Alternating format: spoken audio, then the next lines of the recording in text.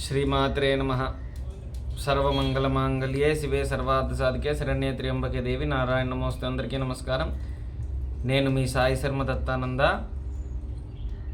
ఇక నుంచి స్వప్నశాస్త్ర భాగం అనేది నేను తెలియచేస్తాను.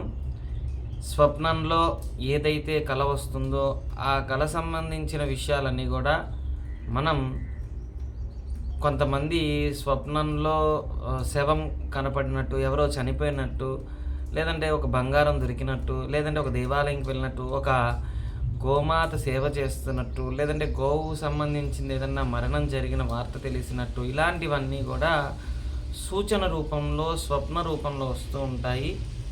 కనుక ఆ స్వప్న సంబంధించిన విషయాలన్నీ కూడా దాన్ని స్వప్న శాస్త్రము అంటారు. ఈ స్వప్న శాస్త్రం మనకి మధ్యాహ్నం పూట పడుకున్నామండి, రాత్రిపూట పడుకున్నామండి అంటే కుదరదు.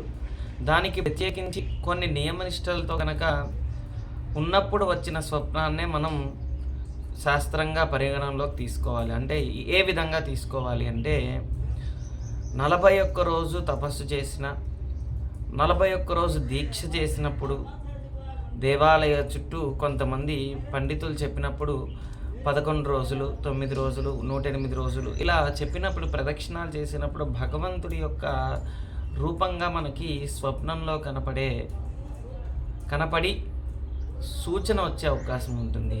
అంతేకాని మధ్యాహ్నం పూట నిద్ర వచ్చిందండి, పడుకున్నానండి, ఒక స్వప్నం వచ్చిందండి, అది జరుగుతుందా అనేది ఎప్పుడు అలాంటి భ్రమలో ఉండకండి. స్వప్న శాస్త్రం ఏం తెలియజేసింది, దాన్ని మనం ఎలా ఉదాహరణకు తీసుకోవాలి అనేదే స్వప్న శాస్త్రం. ఈ శాస్త్రం ఖచ్చితంగా ప్రతి ఒక్కరికి నేను తెలియజేస్తాను. దీనికి సంబంధించింది చాలామంది, స్వామి మేము ఎన్నో పూజలు చేసాం, దాని ఫలితం ఎలా ఉంటుంది అంటే, అది భగవంతుడు మనకి ఏ రూపంలో స్వప్నం వస్తే తెలుస్తుంది. భగవంతుడి ద్వారా మనం చేసుకున్న పుణ్య కార్యక్రమాల ద్వారా మనకి ఆ స్వప్న శాస్త్రం వర్తిస్తుందన్నమాట. కనుక మీకు ఏదైనా స్వప్న రూపంలో ఏదన్నా వస్తే దానికి కారణమైన కామెంట్ పెట్టండి, దానికి కారణమైన వివరణ అనేది నేను ఇవ్వటం జరుగుతుంది. అలానే ప్రతిరోజు స్వప్న శాస్త్ర సంబంధించిన విషయం ఏదో ఒక మంచి విశేషమైనది నేను మీకు ఏదో ఒక వీడియో అప్లోడ్ చేయడం జరుగుతుంది.